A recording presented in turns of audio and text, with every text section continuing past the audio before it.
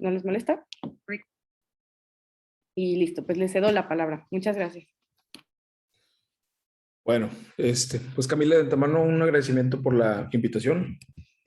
Según me decías, había que hablar un poquito o generalidades sobre tumores renales. La verdad es que pudiera dedicarle obviamente muchas horas, pero son 16 diapositivas, entonces espero apegarme a la media hora que creo que tengo, aunque habitualmente mis clases tienden a ser bien largas. Los que han tomado clase conmigo más o menos se pueden dar una idea, ¿sí? Y bueno, yo les voy a hablar solamente desde el punto de vista de la histopatología y el doctor Roberto pues nos va a hacer, o nos va a complementar un poquito con la clínica que esperaríamos que presentara un paciente con una lesión de estas características, ¿sí? Bueno, pues antes de empezar a lo mejor hacer una pregunta así en general a la audiencia, ¿qué tumores renales recuerdan, han escuchado, visto? A lo mejor que han entrado algún procedimiento quirúrgico, así nada más en términos muy generales, o ninguno. Ahí Lucia no sé si iba a contestar o nomás se le abre el audio. Said, tú debes de saber. ¿Qué tumores renales te acuerdas? El de células claras me gustó mucho. Se ve cool. El de células claras, y pues obviamente es el más frecuentemente visto, 70, 75, 65% aproximadamente de los casos. Entonces ya con ese, pues tenemos probablemente el gran macizo, vamos a decir, de los tumores renales que habitualmente diagnosticamos de manera rutinaria en el laboratorio de patología, ¿sí? Entonces, como preámbulo inicial, algunas generalidades. La bibliografía señala que hace aproximadamente 200 años se realizó la primera descripción de una lesión neoplásica de un tumor a nivel renal. Y fue hasta el año de 1953 donde el libro, uno de los libros más principales o importantes de anatomía patológica, hizo la primera descripción detallada de una serie de tumores renales. Realmente podemos ver cómo pues tiene poquito tiempo, por decirlo de alguna manera, la descripción o el conocimiento que pudiéramos tener de los tumores renales en la actualidad, ¿sí? Y el asunto es que la última clasificación de la Organización Mundial de la Salud, de la WHO, para los tumores renales, incluye aproximadamente 50 variedades diferentes de estas neoplasias, entre epiteliales, mesenquimales, benignos, malignos, pacientes pediátricos, pacientes de mayor edad, adultos, e incluso también lesiones que pudiéramos definir en ocasiones también como metastásicas, ¿sí? Y un punto importante también que marca a lo mejor la pauta de lo que actualmente sucede, pues es lo que está sucediendo con los estudios genéticos, los estudios de secuenciación masiva, que esto nos ha permitido la identificación de estos tumores que se describen como emergentes o provisionales, porque por alguna circunstancia empiezan a presentar alteraciones genéticas, moleculares un poquito más particulares y específicas, no actualmente descritas.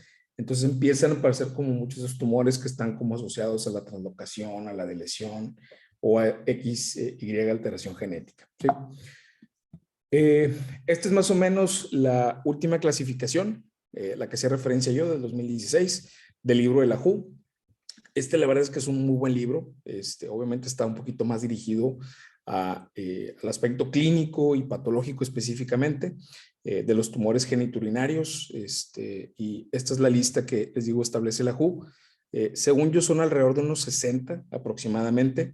Y como ya les mencionaba, pues algunos de ellos pudieran ser dependientes de las células que propiamente conforman la histología del riñón.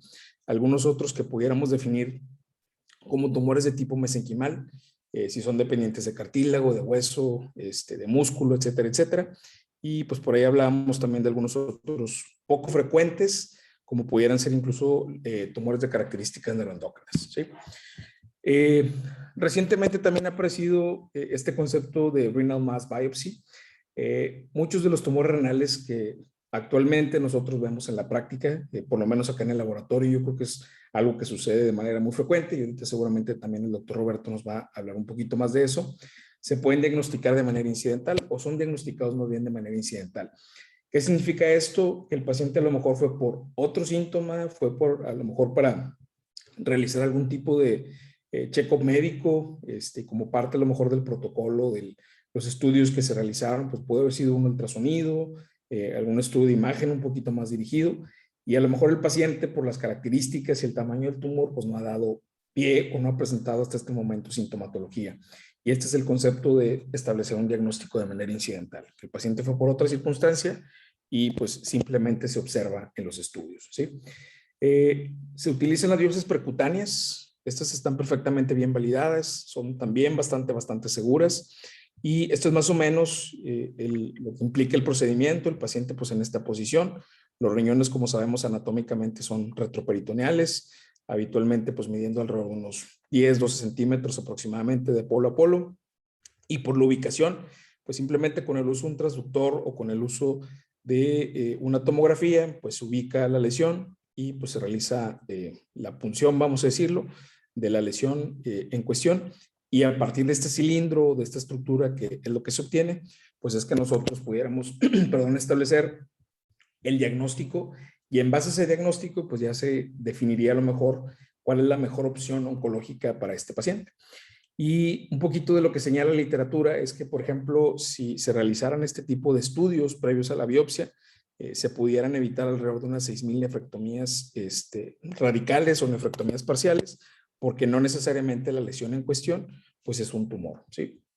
En el pasado se decía que un paciente que era sometido a este tipo de biopsias, y yo creo que todavía un concepto que pudiera permanecer en mucho el pensamiento de los cirujanos, pues es que realmente, independientemente de lo que yo como patólogo pueda establecer en este papel o establecer al momento de analizar esta biopsia, este cilindro por aguja de corte, pues realmente no alteraba mucho el manejo del paciente.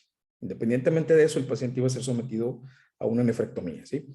Y mucho del uso que se le da a este tipo de biopsias es sobre todo para establecer diferencia entre si lo que estamos identificando pues es una lesión de características metastásicas, si pudiera ser algún proceso o proliferación hematolinfoide, si pudiera ser incluso alguna lesión de características infecciosas, alguna pielonefritis jantogranulomatosa que está correlacionando con efecto de masa, o si efectivamente es un tumor primario el que está ubicado a nivel del parénquima renal.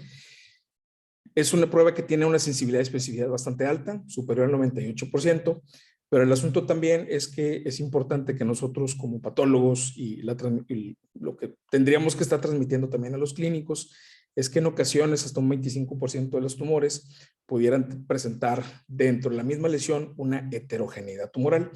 ¿Qué significa esto? Digo, pues esta es una biopsia por aguja de corte, como ya mencionaba, y es una biopsia de riñón sin tumor realmente.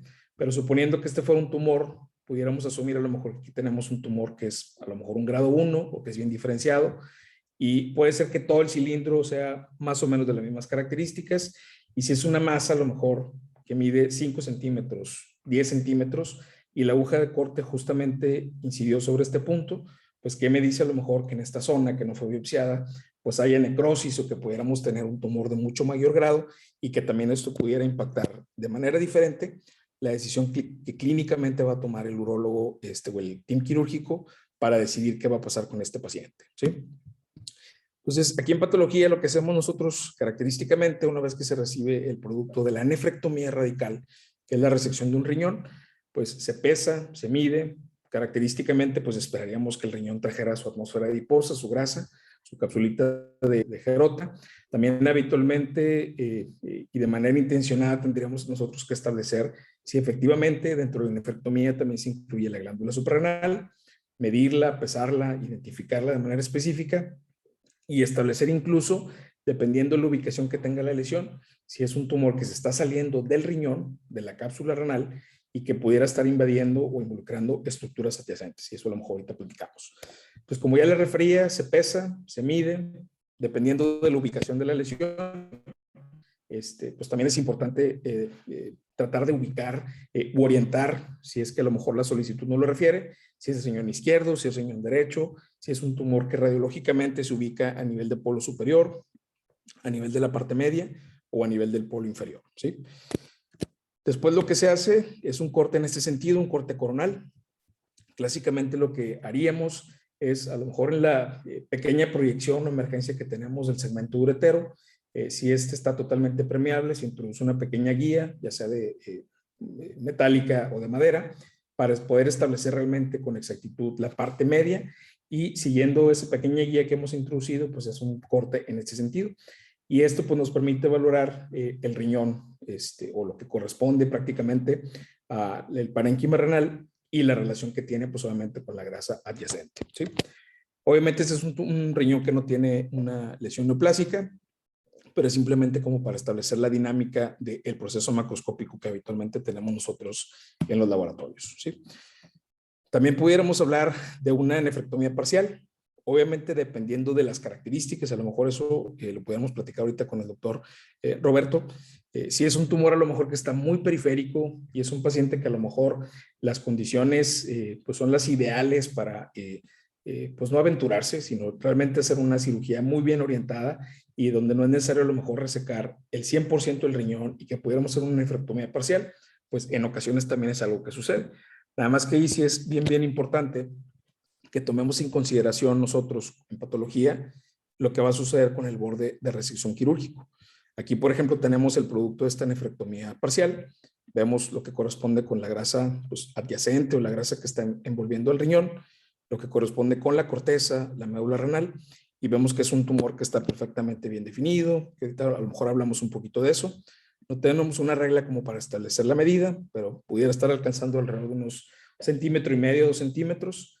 Importante también, por ejemplo, que llama la atención esta pequeña zonita, que tiene un color muy parecido al del tumor. Entonces, ahí también pudiéramos correlacionar seguramente con un tumor multicéntrico o multifocal y que no estamos hablando específicamente de una sola lesión, ¿sí? Pues les digo aquí lo importante para nosotros al momento de establecer el reporte histopatológico, pues sería qué está pasando a este nivel. Si el tumor fue totalmente resecado o se ubica a lo mejor muy cerquita de la tinta, si se fijan aquí incluso vemos una superficie que tiene una coloración como azulada verdosa, pues esa es tinta china que nosotros ponemos ahí en el laboratorio para establecer microscópicamente al momento de ver la laminilla, pues la distancia, ¿sí? Y pues si fue totalmente resecado, pues excelente. Y si desafortunadamente tenemos a lo mejor un pequeño bot o un grupo ahí de células que a lo mejor se están saliendo un poquito de la delimitación de la pseudocápsula tumoral, pues eso también es importante que lo establezcamos en el reporte y seguramente pues se tendrá que tomar alguna otra decisión oncológica quirúrgica con este paciente. Aquí tenemos algunos ejemplos y algunas piezas macroscópicas. Como ya les comentaba, pues los cortes se hacen en este sentido, un corte coronal para partir el riñón en estas dos mitades. Estamos viendo un corte como en espejo, por decirlo de alguna manera. Y como ya les mencionaba, pues es importante establecer el tamaño del tumor, a qué nivel anatómicamente es que está depositándose o dependiente de qué estructuras, si es solamente cortical, medular, si es un tumor que a lo mejor está afectando cálices, pelvis, seno renal, etcétera, etcétera. Todo eso lo tenemos que establecer en el reporte macroscópico, ¿sí? Habitualmente, y como mencionaba por ahí Said, muchos de los tumores que habitualmente diagnosticamos son los denominados de células claras. Entonces, clásicamente estos tumores pues tienden a ser o tienden más bien a tener esta coloración como amarillenta, ocre, ligeramente rojiza en ocasiones. En algunas ocasiones pues pudiéramos llegar a identificar zonas de necrosis, zonas de hemorragia, y todo eso también es importante que se plasme en un reporte, ¿sí? Acá tenemos algunos otros ejemplos de algunos tumores. Los que veíamos acá de este lado pues son tumores pues prácticamente bien limitados, de bordes redondeados, a lo mejor un poquito más como expansivos, por decirlo de alguna manera. Aquí pudiera llamar la atención a lo mejor esta pequeña zona superior al tumor, que tiene una coloración diferente, un aspecto diferente, que es como un pequeño nódulo ligeramente más claro. Y pues obviamente también de manera intencionada tendremos que someter un corte de esta zona para definir histológicamente de qué se trata, ¿sí? Otros ejemplos macroscópicos de tumores, que también está perfectamente bien limitado, pero con una coloración un poquito más parduzca, incluso la superficie se ve como granular. Acá llama mucho más la atención porque no es un tumor único, es un tumor que tiene un patrón de crecimiento mucho más infiltrativo. De hecho, son múltiples nódulos de diámetros variables.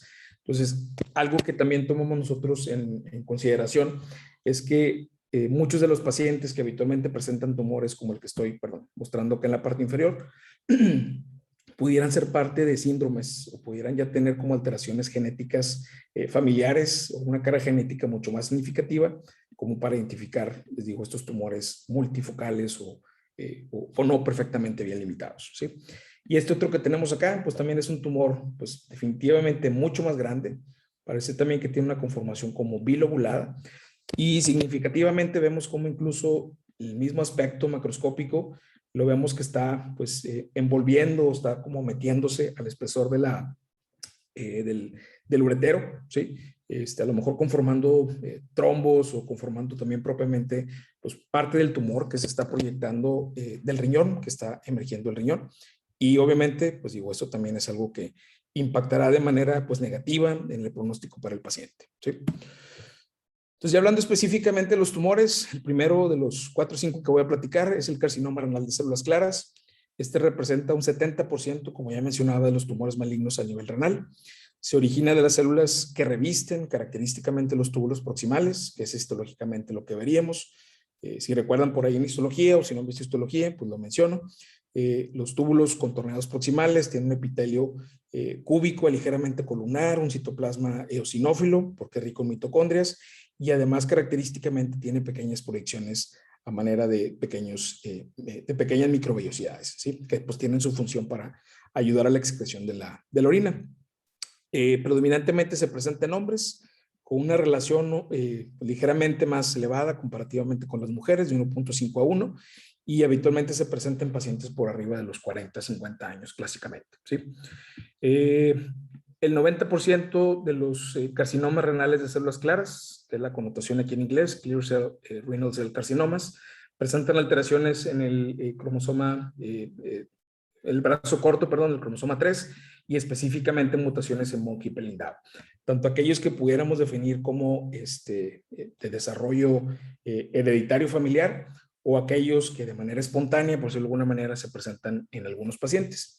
Macroscópicamente, las imágenes o muchas de las imágenes que les mostraba yo en las diapositivas anteriores son tumores que definiríamos macroscópicamente hablando como carcinomas de células claras, y esta es la imagen que habitualmente observamos. Es un tumor que está perfectamente bien limitado, nos da la pauta o la connotación como si estuviera pseudo encapsulado, como que tiene una estructura ahí fibrosa que lo está delimitando del resto del parénquima, y tienden a tener esta coloración amarillenta muy, muy intensa, y esto tiene que ver justamente con que las células que van a conformar el tumor son ricos en colesterol, fosfolípidos y lípidos neutrales, ¿sí? Por eso es que se ve, como les digo, este color amarillento muy, muy característico. ¿Qué va a suceder desde el punto de vista microscópico? Pues establecemos un grado histológico en base a lo que estableció hace un par de años la Sociedad Internacional de Uropatología. Anteriormente, la descripción que hacíamos era utilizando la clasificación Fuhrman, pero este es un concepto o una terminología que ya no se utiliza. Pues ahorita utilizamos la categorización de la ISUB y va del 1 al 4. Grado 1, grado 2, grado 3, grado 4.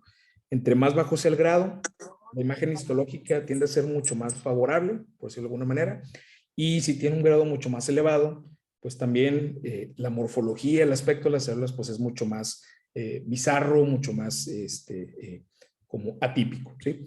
Entonces, ¿cómo establecemos a grandes rasgos esta clasificación? Es visualizando en un campo, ya sea 10 por o 40 por, que son los objetivos habituales en el microscopio, si empezamos a visualizar o no nucleolos. Entonces, un grado 1, y lo que histológicamente define el clear cell renal cell carcinoma o el carcinoma de células renales, células claras, pues es como las células pues tienen un citoplasma característicamente amplio y claro, como lo estamos viendo aquí, ¿sí? Entonces son células poliédricas, pudiéramos decirla, bastante monótonas en su gran mayoría. Los núcleos tienden a ser pequeñitos, hipercromáticos, clásicamente epinóticos, sobre todo en los grados bajos, y es raro realmente que lleguemos a identificar nucleolos, ¿sí? El patrón de crecimiento habitualmente es conformando nidos que están delimitados por unos tabiques o unos septos fibrovasculares, ¿sí? Es un tumor que está ricamente vascularizado, ¿sí? Para el grado 2, pues obviamente empezamos a ver un poquito más de variabilidad en formas y tamaños de los núcleos. Aquí ya los nucleolos, ¿sí? O el cromocentro de la célula o del núcleo específicamente, es visible cuando utilizamos un alto aumento, como es un 40 por, y prácticamente no perceptibles en 10 por, ¿sí? Para el grado 3, los nucleolos son mucho más francamente reconocibles en un bajo aumento, como es un 10 por, E incluso aquí microscópicamente, pues vemos cómo prácticamente todas las células o casi todos los núcleos, pues tienen una pequeña estructura en la parte central, que es lo que conforma el núcleo. Mordiste Yodito de su esquina. Pobre Yodito. ¿Estás bien, Yodito? Sí, estamos bien, María José. Muy bien. Entonces, para el grado 4, pues como vemos microscópicamente, pues es un tumor que tiene mucho más variabilidad, más atípico, más pleomórfico, mucha más como variación en formas, tamaños. Si comparamos esto de acá con lo que estamos viendo acá, pues sí se ve muchísimo más feito, ¿sí? Entonces, ese sería un grado 4. Un punto también importante para el grado 4 es que empezamos a ver el tumor habitualmente con características sarcomatoides y características rhabdoides. Esta sería la sarcomatoide y esta sería la rhabdoide. Los sarcomatoide pues lo vemos por células elongadas, fosocelulares, también con una variación significativa en formas y tamaños. Y lo rhabdoide pues porque está remedando células musculares medio primitivas, células rhabdoides específicamente, y pues se ven como renacuajos, como habitualmente establecemos ahí la descripción. ¿Ok? Otro de los tumores frecuentes es el carcinoma de células renales papilar, tipo 1 y tipo 2. La distinción entre estos dos pues establece en la morfología, lo que estamos viendo histológicamente, si es una capa única de células, si tiene o no los elementos que conforman los tabiques, que son macrófagos. Ahorita a lo mejor hablo un poquito de eso. Es el segundo en frecuencia, representando aproximadamente un 18% de los casos. En su gran mayoría son lesiones esporádicas, no tienen como ese trasfondo hereditario familiar y se presenta en un rango de edad ligeramente mayor, alrededor de los 52 a 62 años o 66 años. También son mucho más frecuentes en hombres, 2.4 a 1 comparativamente con las mujeres. Y macroscópicamente, pues son tumores también perfectamente bien definidos. Si se ven o si se fijan, la coloración es un poquito más como mahogany, es como habitualmente se establece en inglés. Un poquito más como parduzco, café, rojizo, mucho más heterogéneo el tumor, con algunas zonas de necrosis, incluso por aquí tiene algunas áreas como amarillentas que remedan un poquito el color del tumor de células claras que platicamos ahorita. Y lo que define, lo que vamos a diagnosticar desde el punto de vista microscópico, pues es la conformación de papilas. Desde el panorámico realmente las podemos visualizar. Son estructuras pues bastante complejas, de tamaños pues también bastante variables. Podemos tener papilas gruesas, micropapilas, ¿sí? Pero el asunto es que si hacemos un acercamiento a una zona como estas, específicamente para lo que representa un carcinoma papilar de tipo 1, esperaríamos identificar tabiques fibrovasculares ocupados por macrófagos espumosos.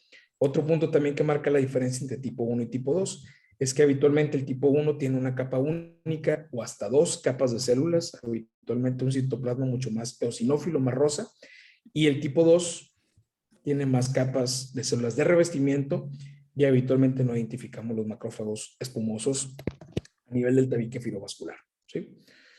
¿Qué más de esto? Pues nada más. Carcinoma cromófobo, el primer reporte se realizó hasta 1985, entonces pues no hace tantos años, alrededor de 36, 37 años aproximadamente. Representa un 5% de los tumores renales de origen epitelial y este se origina de la parte distal del nefrón. Se puede observar desde pacientitos pediátricos hasta pacientes por arriba de los 80, 90 años. ¿Sí? Macroscópicamente es como lo que estamos viendo acá a este lado. Es un tumor también habitualmente bien limitado, de bordes como redondeados, empujantes. Puede tener en ocasiones la conformación, como ya hemos dicho muchos de ellos, de la pseudocápsula o esta tendencia como a tener unos tabiques fibrosos que lo delimitan, y sobre todo la coloración, que se ve como más parduzca, se ve un poquito más clara, bastante homogénea, bastante parejita. No es frecuente que tenga a lo mejor esas zonas característicamente necrosis o hemorragia, pero el asunto es que puede ser un tumor muy pequeñito o puede ser incluso llegar a sobrepasar los 20-25 centímetros. ¿Sí? Microscópicamente, ¿qué es lo que vamos a ver? Pues es un tumor que se ve mucho más eosinófilo, se ve mucho más rosa, tiene un crecimiento habitualmente en nidos que también tienen unos tabiques fibrosos vasculares. También es un tumor que está ricamente vascularizado, y el asunto es que si hacemos un acercamiento a cualquiera de estas zonas, pues veríamos justamente lo que está acá abajo. Células grandes de un citoplasma eosinófilo, granular en ocasiones, puede ser en ocasiones un poquito más claro, pero una de las características que ayudan mucho a establecer este diagnóstico, sobre todo porque hay un tumor que se parece mucho, que es benigno, que ahorita voy a platicar en la época que sigue, es que las células tienen su núcleo y habitualmente estos núcleos tienen un pequeño halo claro perinuclear que lo delimita como un efecto de retracción muy característico. Se fijan, prácticamente todas las células pues tienen su núcleo y tiene como un anillito blanco que lo está delimitando. Entonces, esa zona como de retracción citoplásmica o ese halo claro perinuclear ayuda mucho a establecer el diferencial o el diagnóstico de un carcinoma cromófobo. También tenemos algunas herramientas diagnósticas sencillas de realizar, como es una histoquímica para hierro coloidal, y pues lo que veríamos es justamente la positividad difusa a nivel citoplásmico, ¿sí? Con esta tonalidad como azulada, ¿sí? Y eso significa que es positivo para hierro coloidal y que estamos ante la apreciación carcinoma cromófobo. Entonces aquí en este acercamiento pues vemos cómo, a pesar de que las células pues tienen núcleos también que se ven muy atípicos, algunos de ellos grandes, pleomórficos, de una cromatina como muy granular, nucleolos también prominentes, también vemos significativamente toda esta zona clara que lo está delimitando. Entonces, eso ayuda mucho a establecer diagnóstico de carcinoma cromófobo. El principal diagnóstico diferencial del cromófobo es el oncocitoma. El asunto es que el oncocitoma, es un tumor de características totalmente benignas. A pesar de que alguna de las referencias que pudiéramos encontrar también en ocasiones lo definen como un tumor limítrofe, los estudios que se han hecho pues indican que pues son pacientes que una vez que se reseca, prácticamente se olvidan de que alguna vez tuvieron pues un tumor de estas características, ¿sí? Se categorizó en 1976. Este tumor se origina en las células intercaladas de los túbulos colectores y representa aproximadamente un 5 o 6% de los tumores renales. El rango de edad también es muy variable, se puede presentar desde pacientes pediátricos hasta pacientes por arriba de los 90 años. Macroscópicamente tiene una coloración muy parecida, si recuerdan, al del carcinoma cromófobo. Son también tumores perfectamente bien limitados, de una tonalidad a lo mejor un poquito más parduzca, como amarillenta, ¿sí? Pero una de las características clásicas que definen radiológicamente y macroscópicamente oncocitoma renal es que es bien frecuente y hasta en un 30% de los casos es que observemos esta zona fibrosa central cicatrizal, ¿sí? Que incluso les digo, radiológicamente la pudiéramos llegar a observar. Entonces, si tenemos un tumor de estas características, de esta coloración, prácticamente podemos decir, seguramente esto es un oncocitoma, ¿sí? Y obviamente pues es un tumor benigno, que no implique en el paciente pues manejo oncológico adicional. Son tumores pequeños sólidos de alrededor de 0.5 hasta 26 centímetros, con esta coloración que ya refería yo como ocre amarillenta y con la zona central de aspecto cicatrizado. La imagen histológica es la que estoy viendo o la que estamos mostrando aquí. De igual manera tiene un patrón de crecimiento en nidos. Son células de amplio citoplasma, también ricamente eosinófilo, también por la gran cantidad de mitocondrias que clásicamente tienen estas células. El asunto es que los núcleos que conforman estas células son muchísimo más monótonos. O sea, no hay como tanta variación en formas, en tamaños, en la conformación de la cromatina, en los bordes nucleares, los bordes nucleares, y sobre todo que tampoco tenemos esos halos claros perinucleares, ¿sí? Entonces, incluso por ahí en ocasiones hace mucho la descripción como si tuviera unas características medio neuroendocrinas, descriptivamente hablando, a pesar de que no lo son, porque tiene una cromatina muy fina que tiene un aspecto como de sal y pimienta. Como refería, conforman habitualmente nidos o este patrón organoide delimitado por estos delgados tabiques fibroconectivos. De igual manera, si me regreso rapidito al anterior, pues no vemos esta variación en formas y tamaños y tampoco vemos los halos claros perinucleares, ¿sí? Y si hacemos la tinción de hierro coloidal, pues en el oncocitoma renal pues va a ser totalmente negativo, ¿sí? Y finalmente, ya para terminar mi participación, los nefroblastomas o el tumor de Wilms es un tumor pediátrico. Habitualmente el 50-60% de tumores pediátricos para los 3 años se diagnostican y tienden a ser habitualmente, les digo, un tumor de Wilms o un nefroblastoma. El asunto es que este tumor se origina de mesodermo, entonces justamente por las particularidades nos da la posibilidad de que histológicamente pudiéramos ver prácticamente cualquiera de los elementos que eventualmente van a conformar el riñón, ¿sí? 5% de los tumores pediátricos, ¿sí? Y específicamente el 85% de los tumores renales en la población pediátrica específicamente. Y pues obviamente representa un porcentaje ahí bajo.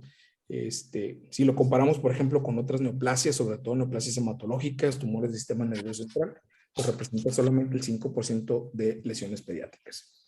Macroscópicamente son tumores grandes en ocasiones, incluso vemos aquí cómo se está pues obviamente deformando un poquito ahí la cavidad abdominal de este bebito, de este niñito. Radiológicamente incluso vemos cómo, si comparamos este riñón contralateral, pues esto es lo que queda de riñón y todo lo demás, toda esta gran lesión que estamos identificando, pues es tumor. Entonces, pues, por eso es que puede llegar a alcanzar en ocasiones hasta 6 kilogramos de peso y pues obviamente pues puede pues tener ahí repercusiones también clínicas muy significativas en el bebito.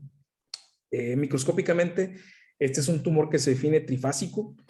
¿Por qué trifásico? Porque tiene 3 elementos. Tiene un componente blastémico, tiene un componente epitelial y tiene un componente estromal. Aquí se me fue una L, ¿sí? Macroscópicamente son tumores también habitualmente homogéneos, perfectamente bien limitados. Este que estamos viendo pues es un tumor relativamente pequeño, a pesar de que es un bebito seguramente. El 95% de los tumores de Wilms se diagnostican antes de los 10 años de edad, ¿sí? Entonces, pues hay algunos reportes por ahí de pacientes de mayor edad, adolescentes o adultos, pero son tumores poco frecuentemente vistos, ¿sí? Tiene una zona de necrosis, tiene una zona de generación quística, como estamos identificando aquí en esta imagen, ¿sí? Y pues perfectamente bien limitado, ocupando o reemplazando prácticamente todo el aspecto macroscópico del riñón. ¿Qué vamos a ver microscópicamente? Ya para terminar, como ya mencionaba, hay elementos blastémicos. El elemento blastémico lo vemos representado por esta población. Son células pequeñitas, hipercromáticas, de una cromatina bastante densa. También son mitóticamente muy activos. El otro elemento que identificamos son los elementos epiteliales, que puede llegar a remedar túbulos en una etapa muy temprana del desarrollo embrionario y fetal. Puede también llegar a conformar en ocasiones estructuras de aspecto glomeruloide, que están como también remedando el desarrollo de los glomérulos. Y el otro elemento, el tercer elemento, es el componente estromal, que son estas células elongaditas, fosocelulares, que también pudiéramos llegar a identificar músculo, cartílago, hueso, tanto maduro como inmaduro, ¿sí? Y aquí están los 3 elementos ya vistos de manera independiente: el componente blastémico, el componente epitelial y el componente estromal. La población de células pequeñas, redondas y azules, por lo menos desde el punto de vista descriptivo, hipercelulares, las áreas, el componente epitelial que está conformando estructuras glandulares o estructuras tubulares, simplemente por la organización que adquiere, y el componente estromal, que en este caso está conformando tejido adiposo maduro, muchos de ellos, y también aquí, perdón, algunas fibras de tejido conectivo, y puede ser que algún componente por ahí muscular que también pudiéramos llegar a observar. El asunto es que cuando estamos valorando nosotros un tumor de Wilms o un tumor, un nefroblastoma, tenemos que tener cuidado al observar zonas como estas, que esto indica definitivamente un mal pronóstico, porque histológicamente estamos viendo pues un tumor que está mucho más bizarro, mucho más pleomórfico, con una variación también muy significativa en formas, tamaños de los núcleos, la conformación de la cromatina, figuras de mitosis totalmente aberrantes, como las que estamos viendo acá, y esto habitualmente le infiere al paciente un pronóstico abismalmente diferente, ¿sí? Comparado con uno que pudiera tener los 3 elementos, conservando un poquito la disposición habitual, ¿sí? Y ya para terminar, pues lo último que hacemos nosotros en patología al valorar estos tumores, pues es establecer el TNM en base a los hallazgos de la pieza, en base a los hallazgos microscópicos a la media del tumor. El primer punto pues es definir el PT, la P pues es de patología, el T hace referencia al tumor, y para el caso específicamente los tumores renales, pues se toma en cuenta o el tamaño del tumor o qué estructura se está invadiendo. Y pues obviamente es un tumor que tiene una T más bajita, pues habitualmente también el pronóstico es mejor para el paciente, comparado con un tumor que tiene una T mucho más alta, que es por ejemplo un T4 o un tumor que ya se está saliendo del riñón, ¿sí? Que incluso está involucrando estructuras adyacentes o órganos adyacentes. El otro punto en el TNM es la valoración de los ganglios linfáticos, si los envían de manera específica el cirujano, el urólogo, o si al momento nosotros de hacer la disección de la pieza o el estudio de la pieza macroscópica, es frecuente que a nivel del muñón vascular y del muñón del uretero que se está enviando para estudio, que pudiéramos disecar alguno que otro ganglio. Entonces, también de manera intencionada hay que buscarlo. Y finalmente, si se puede confirmar con las piezas o con las biopsias que nos estén enviando, la posibilidad de metástasis a distancia. Y en base a eso, pues establece desde el punto de vista de patología el TNM. Y pues se utiliza habitualmente pues este manualito que está acá de este lado, que es la AJCC, la 8ª edición. ¿Sí? Y nada más de mi parte. ¿Dudas, preguntas, comentarios? Seguramente muchos, porque no sé si han llevado histología. ¿No? Bueno. Cualquier duda, si les da pena o cualquier cosa, lo pueden poner también en el chat. Lo pueden poner en privado o así, yo lo digo en voz alta. Y si no, pues también aquí en este espacio de dudas. Muy bien. Por mi parte fue todo y como quiera que me quede un ratito más. Muy bien. No sé si quiera que empiece yo o si quieren preguntar algo a Miguel antes de empezar con la parte clínica de esta enfermedad. La verdad es que la información que les dio el doctor Miguel está bastante actualizada y bastante buena. Muchas gracias, doctor Paz. Ya está, ustedes. Bueno, entonces, déjame pongo mi presentación. Vamos a ver.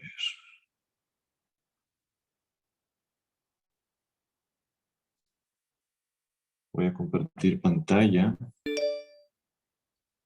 Y yo creo que ya tienen que estar viendo mi pantalla, ¿verdad? No Sí, ya digan que sé. sí. Ok, bueno. No, yo estoy en mi iPad, entonces no tengo chance de ver el chat. Si hacen alguna pregunta en el chat, pues me avisas, ¿no? Y me interrumpen, no hay ningún problema.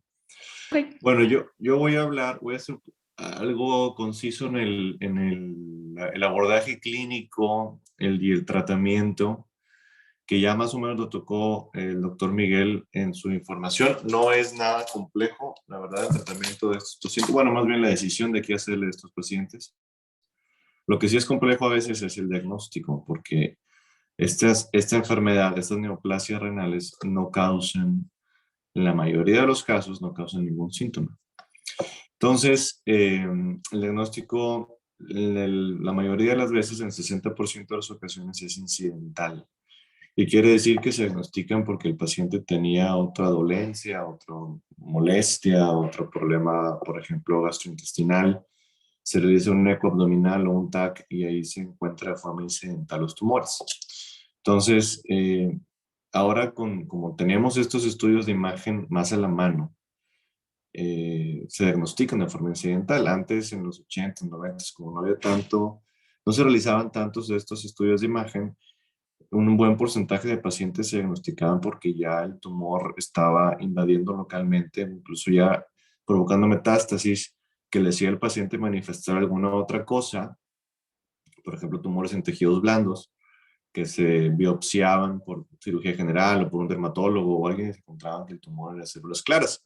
Entonces decían, células claras, vamos a hacer un ataque al paciente, un eco, y ya es donde encontraban ahí el tumor. Ya no voy a hablar mucho de incidencia mundial, ya Miguel habló algo de eso, es 3.8 de todos los cánceres, es más común en los hombres que en las mujeres.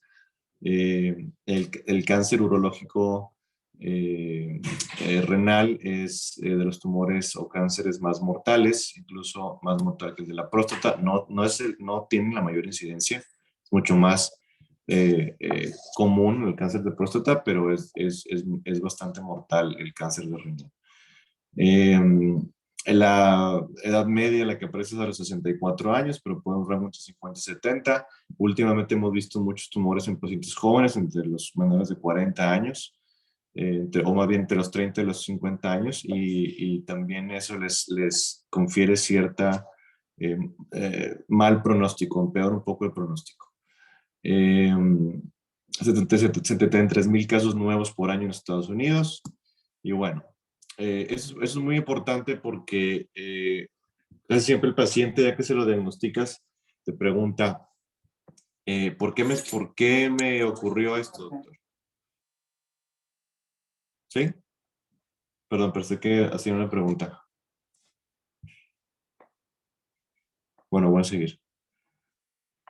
¿Por qué me ocurrió esto, doctor? Bueno, hay tres factores bien importantes, tres factores de riesgo bien establecidos. Uno es el tabaquismo, ¿sí?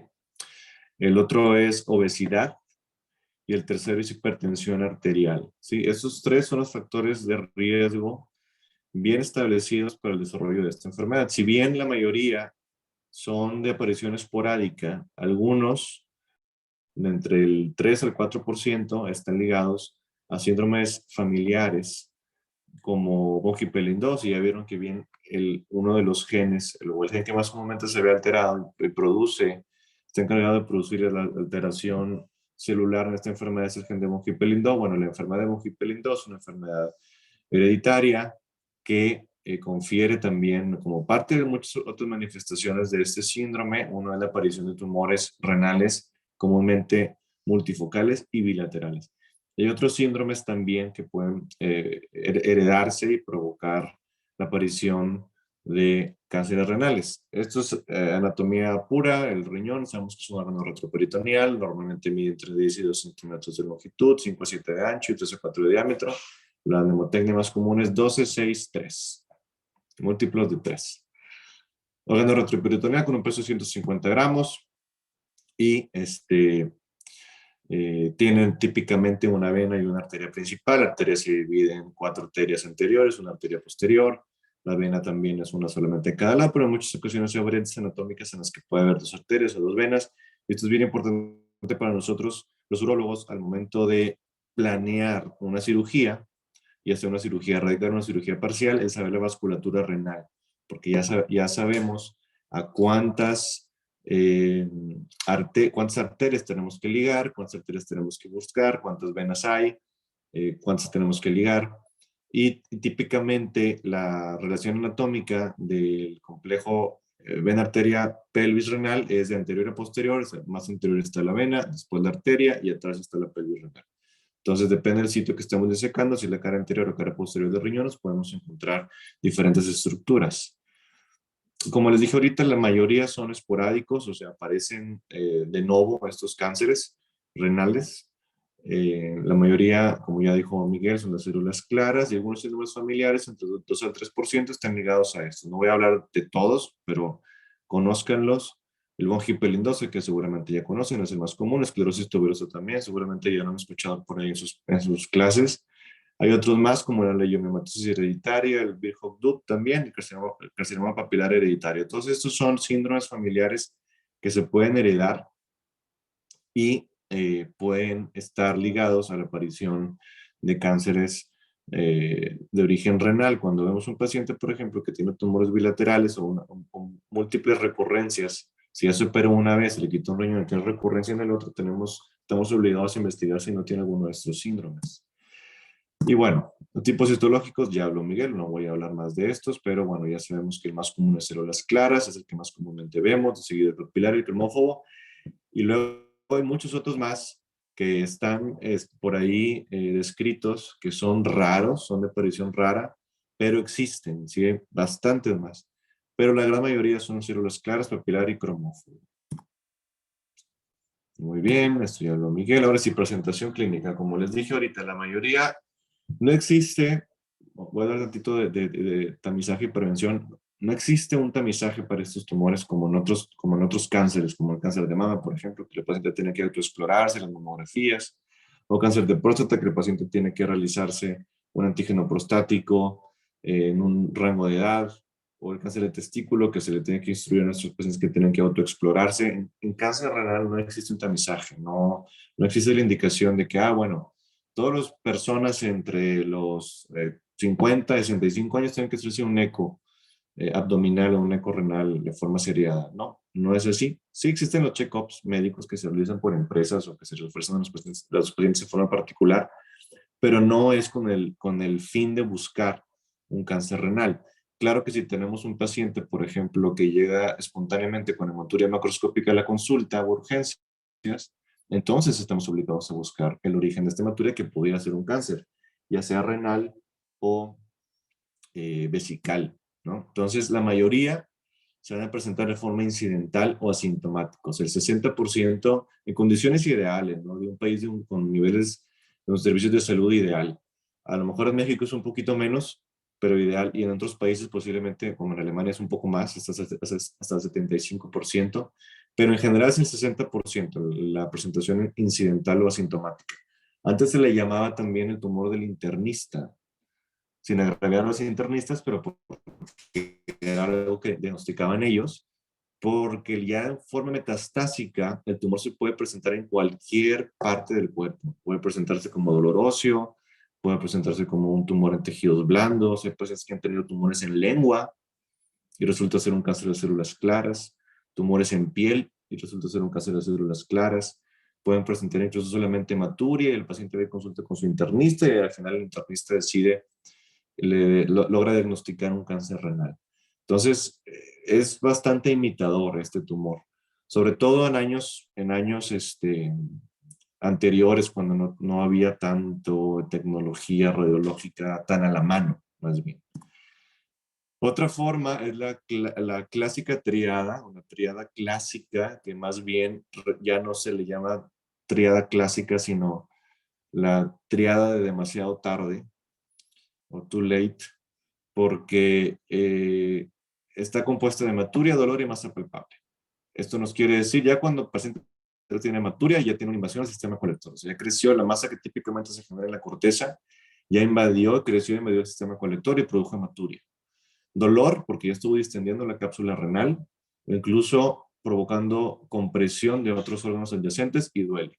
Y masa palpable, pues imagínense, un tumor que típicamente se diagnostica entre 3 y 4 centímetros, ya cuando está palpable y es una masa que estamos hablando de 25 o 30 centímetros y está hasta deformando el abdomen del paciente. Así como vieron la última imagen del tumor de Wilms en un niño que presentó Miguel, bueno, hemos visto pacientes adultos con tumores de células renales de ese tamaño y ese volumen, distendiéndole en el abdomen del paciente. Y es una tragedia porque esos pacientes es una enfermedad localmente avanzada o a veces metastásica y pues hay que quitarles el riñón como quiera, pero eso no les va a curar, ¿no? Eso solamente para quitarles, para aliviarles de forma paliativa algunos síntomas. Entonces la triada clásica, así la van a encontrar. Cada vez es menor, típicamente en un 6 al 10%, pero cada vez es menor porque ya los pacientes se encuentran con etapas clínicas más tempranas, pero ya también se le llama triada de demasiado tarde. También se puede manifestar como síndromes paraneoplásicos. Igual regreso a lo mismo que les dije hace rato, que es el tumor del internista, porque este tumor genera muchos síndromes paraneoplásicos y los internistas terminan por diagnosticarlos, como el más común es una elevación de la velocidad de sedimentación globular. Pueden presentar hipercalcemias también, y esto al final lo termina diagnosticando, obviamente no diagnosticando.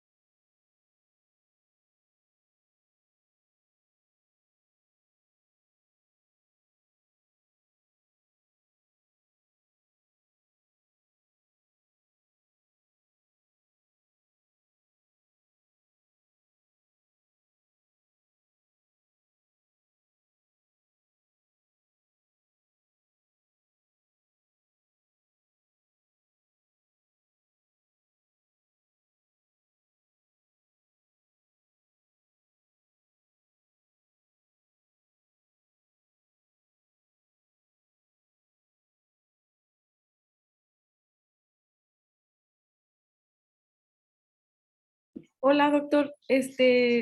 No sé si siguió hablando, pero ya no se escuchó hace como un minuto menos. O sea, no sale en mute, pero se dejó de escuchar. No sé si sea la conexión.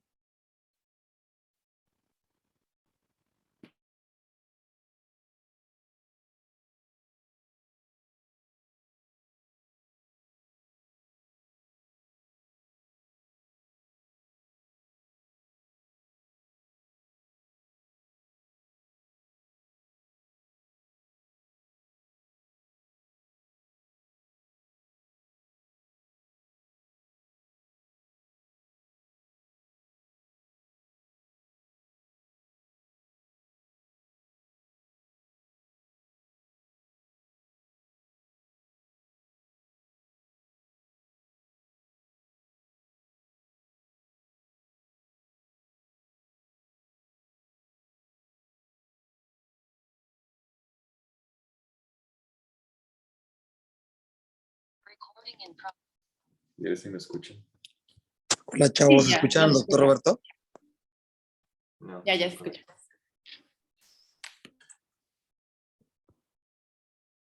Ya que se desconectó, pero ya voy. Se desconectó ya, ahorita se vuelve a conectar.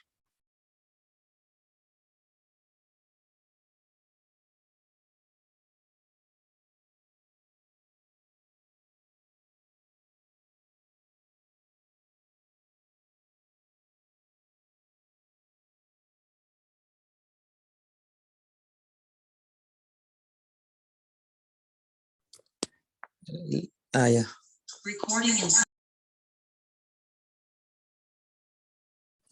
Ya regresé.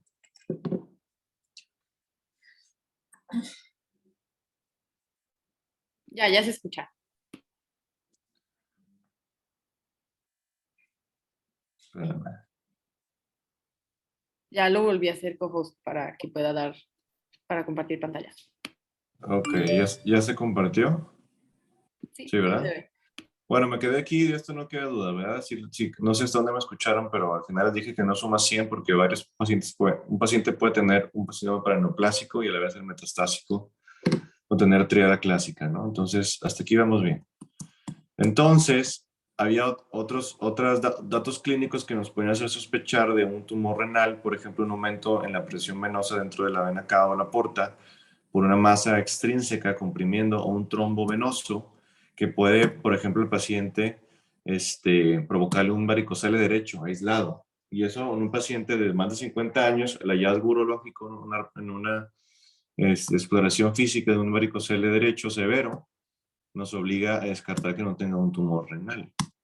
¿Ok? La enfermedad metastásica lo más común es que invada pulmón, después tejidos blandos, como les dije, puede ser incluso piel, cuero cabelludo, lengua, después sigue hueso, posteriormente hígado y al final sistema nervioso central. No está tan raro ver un paciente con una enfermedad metastásica que esté invadiendo el sistema nervioso central y sea a veces también la forma de presentación. Entonces, la mayoría son incidentales, fueron encontrados por un ultrasonido o una tomografía, pues ya tenemos el diagnóstico.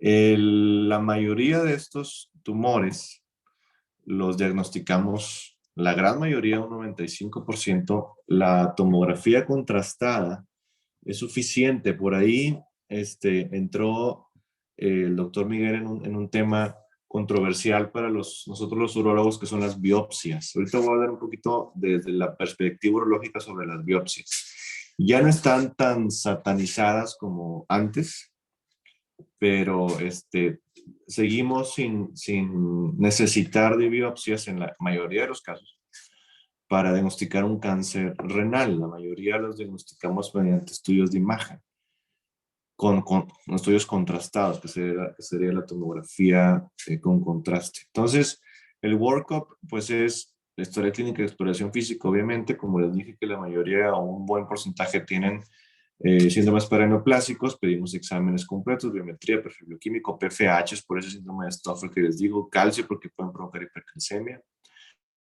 TAC de abdomen y pelvis y tórax, porque como vieron, necesitamos un estudio de imagen del tórax porque la mayoría de las metástasis a distancia van a los pulmones.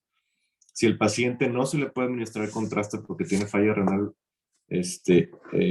o porque tiene alergia al medio de contraste iodado, le podemos realizar también una resonancia a un gadolíneo y nos da una imagen igual de detallada que la tomografía y suele ser diagnóstico.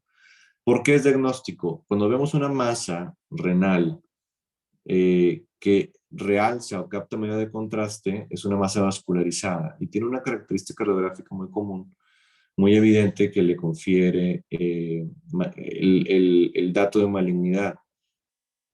Algunos tumores, que son la minoría, son raros, son los oncocitomas que mencionó Miguel, que ven casi igual en la tomografía que un tumor de células renales. Sí, en teoría se ve como una rueda de carreta, que es el signo radiológico. Tiene una necrosis central y como radios de una rueda de carreta. Y en teoría esa es la imagen o el dato patognomónico para decir que ese tumor es oncocitoma. Tiende a ser el oncocitoma un tumor de gran tamaño, entonces no es suficiente el decir, no, es un oncocitoma, aunque mida 15 centímetros, yo te lo voy a dejar. Pues no, porque le da al paciente otros datos, ¿verdad? Le duele, le provoca obstrucción de otros órganos, por ejemplo, les puede comprimir el intestino, les puede comprimir el estómago y les provoca otros síntomas. O le podemos hacer una biopsia también y saber si es un oncocitoma y ya tomamos la decisión nosotros, urólogos, junto con el paciente, de si se tiene que operar o no. Entonces, en caso de que no tengamos dudas de si la masa renal que estamos viendo es maligna o no, pediremos la biopsia. En caso de que sospechemos que pueda ser metástasis de otro tumor primario, ¿sí? Como por ejemplo, no sé, digamos que el paciente tiene un cáncer de mama y le encontramos una masa renal, en teoría, ahí sí deberíamos realizar una biopsia, porque no sabemos si el tumor es, el tumor renal es primario o si es una metástasis de otro órgano. Si sospechamos que puede ser linfoma, también pues el linfoma no se trata de forma quirúrgica. Entonces se tiene que tomar una biopsia. Si vemos un absceso capsulado y nos queda mucha duda si esa masa es un absceso o es un tumor, entonces también realizamos una biopsia. Ya no tenemos miedo realmente que las biopsias vayan a sembrar células tumorales en el sitio de punción. Las biopsias son percutáneas. Ya no existe ese miedo, sin embargo, no las necesitamos cada que encontramos una masa renal. Muy bien, entonces, como les platiqué ahorita, lo del varicocele que no se reduce, un varicocele derecho aislado también es un dato que pudiera estar asociado a un tumor renal. Estudios de imagen, ¿qué estudio es el estudio de elección de imagen? La tomografía contrastada, con contraste IV, no hay vuelta de hoja, es el gold standard, donde les pregunten, tomografía con contraste intravenoso multifase, nada más. Suele ser suficiente en la mayoría de los casos para el diagnóstico. Cuando nos queda duda, entonces podemos pedir una biopsia. El ultrasonido no es un estudio diagnóstico, si bien es el estudio de primera línea porque es muy común, no emite radiación y es barato, nos puede orientar hacia la presencia de una masa sólida. También hay masas quísticas cuyo contenido es agua y esas masas quísticas en el 90% son benignas. Existen los quistes complejos que tienen una cierta probabilidad menor de ser también cáncer, sobre todo los más complejos, pero igual los tenemos que diagnosticar o corroborar con una tomografía. Entonces el ultrasonido nos da una idea, nos dice, este paciente es un quiste benigno, no le hagas nada, o este paciente tiene una masa sólida, hazle un TAC porque está muy sospechoso. La radiografía descriptora es un estudio que ya no se hace, ni se lo aprendan. Y bueno, el TAC, como ven aquí en esta imagen, y esa flecha está señalando una masa en el riñón derecho, cortical, que está exofítica, pero también tiene la más del 50% endofítico y está invadiendo incluso el sistema colector. Y este tumor es un tumor grande, debe estar midiendo aproximadamente unos 8 centímetros, 9, y es un tumor que se debe operar. El tratamiento de los cánceres renales, ahorita vamos a ver el tratamiento por etapa clínica, es de primera instancia quirúrgico. Mira, por ejemplo, aquí estamos viendo una comparación de dos tomografías. Las dos tienen contraste oral, pero que no se confunden, pero la primera no tiene contraste intravenoso, la segunda sí. Fíjense, la primera en el riñón derecho, en la porción inferior, la porción posterior, que es lo que está abajo, porque es un corte axial, se ve una masa que está deformando el contorno del riñón, pero se ve sin contraste, tiene la misma densidad del resto del parénquima. Al momento que se le administra contraste, que es la imagen de abajo, se ve como todo el riñón está realzado, se ve más blanco, tiene contraste dentro del parénquima y también la masa renal está captando contraste. Esta diferencia en densidades, acuérdense que se mide por unidades Hounsfield, de más de 15 unidades Hounsfield entre la fase simple y la fase contrastada, la fase venosa. Si tiene más de 15 unidades Hounsfield de diferencia, es diagnóstico de cáncer renal y ese paciente se tiene que operar. La resonancia magnética también tiene un papel importante cuando no se puede hacer tomografía, no se puede administrar contraste iodado o es el mejor estudio para diagnosticar un trombo en venas. Si se pueden ver las imágenes del doctor Paz, vienen a veces los tumores con trombo tumoral. El tumor crece tanto que invade el sistema vascular y crece hacia adentro de la vena en dirección hacia la vena cava, ya sea derecho, del lado derecho o del lado izquierdo, pero crece hacia la cava, hacia el ostium de las venas renales. Y estos tumores empiezan a crecer por ahí y la mejor manera de saber si están invadiendo la vena o si nada más es el trombo crecido es mediante una resonancia. Nos puede dar bastante información.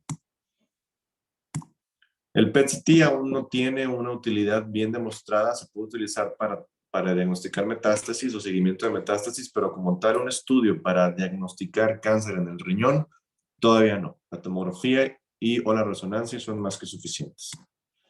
La biopsia, ya platicamos un poquito de eso, no me voy a meter más. Tienen su papel bastante bien ubicadas en el workup del tumor renal. No las hacemos a todos los pacientes, no se hacen de primera intención todavía, pero sí las pedimos cuando tenemos sospecha o duda de que pudiera ser o no un tumor renal o pudiera ser o no una masa benigna. También las utilizamos en pacientes que no son candidatos a cirugía. Hay pacientes cuyo tumor renal es único, pequeño, y además el paciente tiene más de 70 años, muchas comorbilidades, que no soportaría una cirugía tan grande. Le podemos dar un tratamiento de ablación, crioablación, radiofrecuencia, para destruir o congelar el núcleo tumoral, pero para poder hacer esto necesitamos una biopsia, necesitamos saber que realmente es un cáncer, entonces ahí lo realizamos. Entonces no hay que tenerle miedo a las biopsias, tienen su papel, se pueden realizar y nos dan bastante información. TNM, ya lo platicó Miguel, está el patológico, que es el que él ve al momento de examinar la pieza y los productos de la cirugía que le enviamos, y está el clínico, que hacemos mediante la tomografía o el estudio de imagen, y es exactamente el mismo. Es mediante tamaño tumoral o invasión a vena o invasión a grasa perirrenal o por fuera de la gerota o incluso la misma glándula suprarrenal. Entonces, es el mismo, no me voy a meter a leerles ahorita todos los test, pero es importante que lo lean. Está muy fácil, la N también es muy fácil y con saber el TNM podemos también nosotros decidir qué tipo de tratamiento vamos a hacer. Si vamos a hacer una cirugía parcial o conservadora de nefronas o si vamos a hacer una cirugía radical, ¿ok? Me voy a pasar al tratamiento por etapas clínicas. Recuerden que la base del tratamiento en cáncer renal es la cirugía. Este tumor no es sensible ni a quimio ni a radioterapia. No hay ni quimio ni radioterapia para estos tipos de tumores, solamente la cirugía, para intento curativo. En etapas avanzadas tenemos otro tipo de inmunoterapias, terapias de órgano blanco, que pueden ayudar a aliviar los síntomas metastásicos y a paliar algunos de los síntomas y a otorgar 1 o 2 meses más de vida a los pacientes. Pero el único tratamiento curativo es la cirugía. Entonces, en la etapa clínica 1A, 1B, cuando el tumor está pequeño, ¿sí? Menor de 6 centímetros es nuestro límite actual, 6 o 7 centímetros, depende del tamaño de las manos del cirujano y la localización del tumor, es la nefrectomía parcial. Antes todo, se encontraba un tumor, aunque midiera 2 centímetros, se quitaba todo el riñón, porque creíamos, o se creía, se tenía la duda de que si quitaban nada más el tumor, iban a quedar ahí un límite tumoral presente y la recurrencia iba a ser alta. Así hicieron múltiples estudios comparando pacientes que se realizó nefrectomía parcial versus radical, y la tasa de recurrencia es la misma, no cambia, y la tasa de sobrevida es cáncer específica es la misma. Claro que al paciente le conviene más preservar el 80, el 90, el 85% de su riñón funcionante para evitar en un futuro insuficiencia renal crónica provocada por otras enfermedades, ¿no? Diabetes, hipertensión, ¿no? Otras cosas que el paciente puede desarrollar en su vida. Pero hablando de cáncer específico, les va igual a los pacientes que hacen una nefrectomía parcial versus radical, siempre y cuando el tumor sea etapa clínica 1, ¿sí? Aquí están las indicaciones de nefrectomía parcial. Hay algunas absolutas, por ejemplo, hay pacientes que tienen solamente un riñón o que ya se les extirpó un riñón y en el riñón que les quedó contralateral tuvieron una recurrencia. Bueno, hay que hacer todo lo posible por solamente extirpar la masa tumoral y preservar la mayor parte del riñón que podamos. Están las indicaciones relativas, por ejemplo, cuando hay un cáncer renal hereditario por Bohgy-Pelindó, o cuando pensamos que el otro riñón se podría deteriorar porque el paciente es diabético, es obeso, tiene síndrome metabólico, es hipertenso, ¿no? De que queremos preservar la mayor unidad renal que podamos. Estos son los pasos muy simplificados de una nefrectomía parcial. Se diseca completamente el riñón, como las piezas patológicas que vieron que enseñó Miguel. Tenemos que hacer un clampaje, un cierre de la arteria, sobre todo. Nosotros lo que hacemos es un cierre de la arteria y hacemos una isquemia fría, colocamos hielo alrededor del riñón para preservar el riñón en temperaturas lo más bajas que se pueda y evitar el daño provocado por la isquemia y prolongar el tiempo que vamos a trabajar el riñón, además de que disminuimos ciertamente el sangrado. Hacemos una cuña o una incisión, una enucleación del tumor. Posteriormente reparamos vasos renales, reparamos sistema colector, luego hacemos una renorrafia.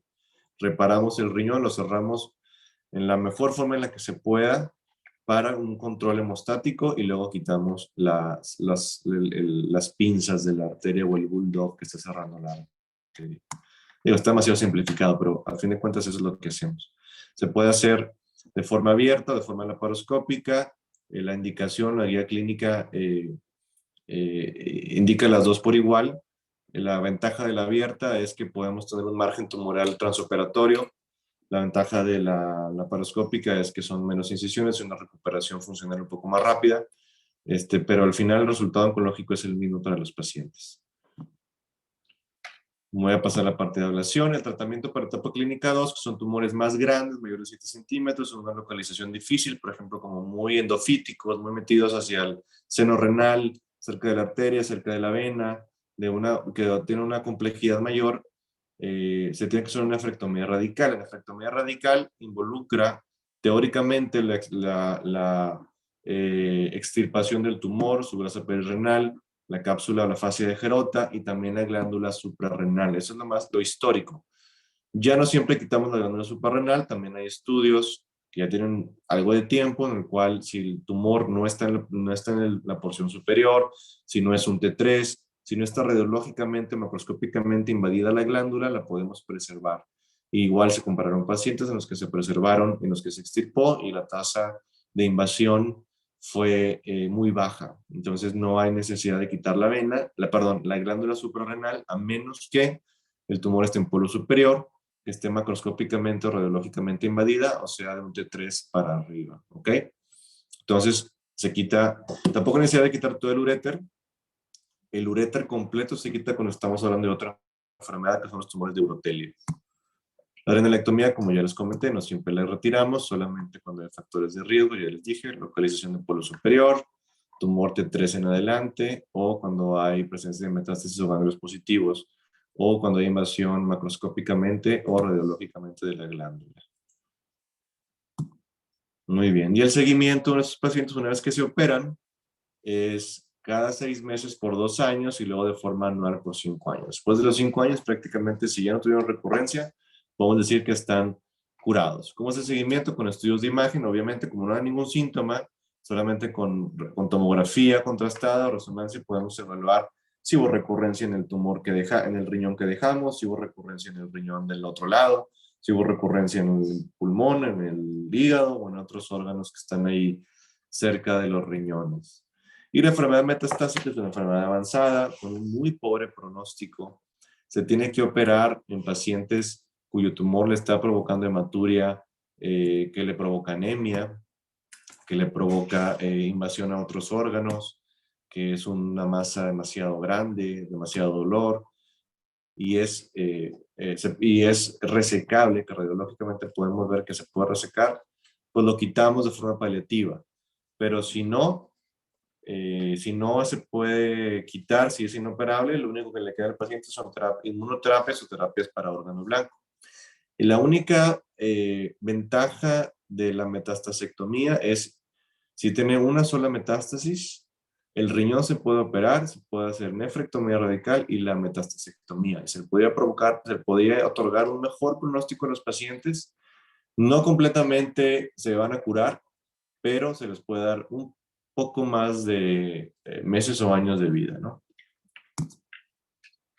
Y bueno, la enfermedad metastásica no resecable se le tiene que, como les dije, se tiene que tratar con terapia de órgano blanco o inmunoterapia, que ya le correspondería al oncólogo médico realizar este tipo de terapias, pero tienen un pronóstico bastante malo. Bueno, hasta aquí es mi aporte clínico. ¿Tienen alguna pregunta o duda?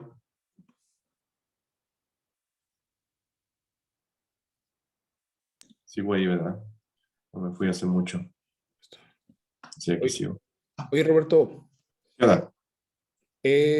¿con qué frecuencia es que veas tú radiológicamente tumores quísticos? Y te lo pregunto por la clasificación esa que utilizan, la de Bosniak, Sí. benigno, maligno. Digo, porque acá realmente en la práctica, pues cuando son tumores son sólidos y si tienen degeneración quística no es por la necrosis. Claro. Pero en la práctica sucede. Sí, sí lo vemos bastante frecuente. Para eso está el Bosniak y sí nos ayuda. Cuando es un Bosniak 4, la verdad es que la mayoría de esos tumores ya tienen áreas o nódulos un engrosamiento bastante importante y la masa pues es quística, pero son buena parte ya con algo sólido, ¿no? El Bosniak 1 es un quiste simple, no pasa nada. El Bosniak 2 y 2F tienen algunos septos en su interior, algún engrosamiento, calcificaciones muy leves, pero en teoría esa clasificación nos da información suficiente basada en evidencia que el Bosniak 2 tiene muy poco probabilidad de convertirse en neoplasia maligna. Y el Bosniak 3, ahí es la duda, hay bastante duda, porque típicamente nos dice que si hay un Bosniak 3, tiene un 30% de probabilidad de desarrollar, de convertirse o ser maligno. Y ahí es donde entra el juego con las probabilidades de que, bueno, te lo dejo, te hago una biopsia o te lo opero, ¿no? Entonces, sí vemos con relativa frecuencia los tumores quísticos o quistes complejos que ameritan una evaluación o incluso se sesionan esos casos con radiología, porque también dependemos de la interpretación del radiólogo. Un radiólogo nos ha pasado en el metro, de que nos dicen, es un Bosniak 3. Bosniak 3, dice el radiólogo, no hay vuelta de hoja. Bueno, pues hay que operarlo, nomás por el puro 30% de probabilidad de que tiene malignidad. Lo operamos y resulta que es benigno. Y luego lo sesionamos y al paciente no le pasa nada, hacemos una nefrectomía parcial, porque típicamente son pequeños. Lo sesionamos en retrospectiva y el radiólogo cambia de opinión. No, es que era un Bosniak 2. No, no manches, o sea, sí, porque depende mucho de la interpretación del radiólogo. Entonces, pero sí lo vemos con bastante frecuencia. Muy bien, muchas gracias. Sí, te digo porque hace poco me tocó un caso así de, o sea, lo mandaban como una lesión supuestamente quística, Ajá. 4, y el macro era un tumor sólido, así de que Bueno, sólido, que dices tú, pues ¿dónde está el quiste para utilizar el Bosniak? Entonces yeah. no sé si hay como un Bosniak modificado, pero... No, el Bosniak 4 típicamente tiene áreas sólidas, pero son masas quísticas con componente sólido, no son masas sólidas con componente quístico. Cuando vemos masas sólidas con componente quístico son tumores sólidos, ahí no entra el Bosniak. Ok, ya está. Muchas gracias. Muy bien. ¿Alguna otra pregunta del auditorio?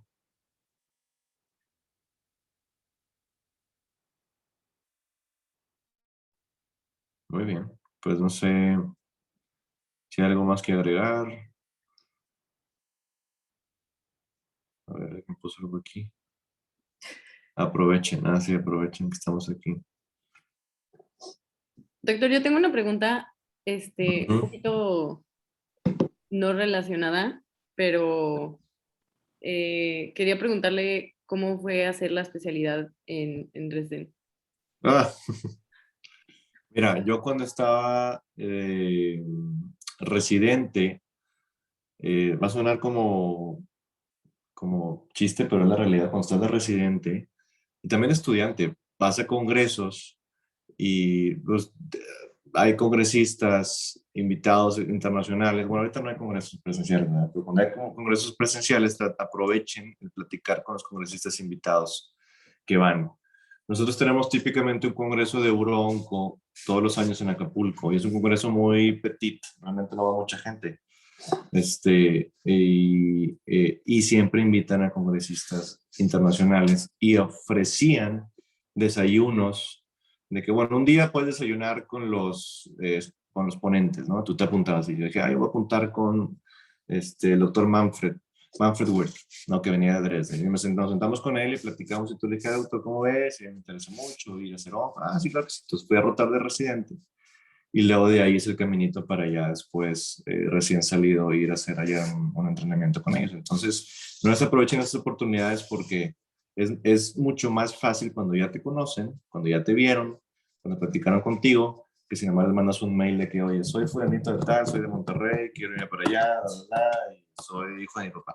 Y ya, trabajo muy bien y estoy muy bonito. Pues no es suficiente, ¿no? Entonces traten de aprovechar ya cuando, incluso ahorita estudiantes, ya cuando sean residentes, el conocer a los ponentes. No, unos son muy abiertos y otros son muy cerrados. También me acerqué con un español que me dijo, no, tío, para venir a rotar acá en Barcelona necesitas haber aplicado hace 3 años. Dije, nada, sácate. Pero el alemán era mucho, coño, Miki, pero el alemán era mucho más abierto, el doctor Manfred, otro rollo completamente. Dresden es un centro regional de Europa de onco y muchas otras cosas también de uro, ¿no? Es como si fuera un HU de aquí, pero bonito y bien. O sea, es universitario. Sí, tú bien. Y con tecnología y bien, ¿no? Porque es una medicina social. Está padre. Entonces, esa es la forma, no es aprovechar las oportunidades de conocer a gente y platicar con gente, acérquenseles y de ahí hacen contactos. Muchas gracias, doctor. Y bueno, no sé si alguien más tenga alguna duda, si no, también los pueden poner en el chat con confianza, y cualquier cosa, si no, también quedó la grabación, la vamos a subir en YouTube, luego les mandamos. Y pues si ya nadie más tiene una duda, les queríamos compartir por parte de la ACP un reconocimiento a cada uno. Bueno, está... Estoy bien mala con su... Aquí está, creo. No, ¿verdad? A ver, híjole.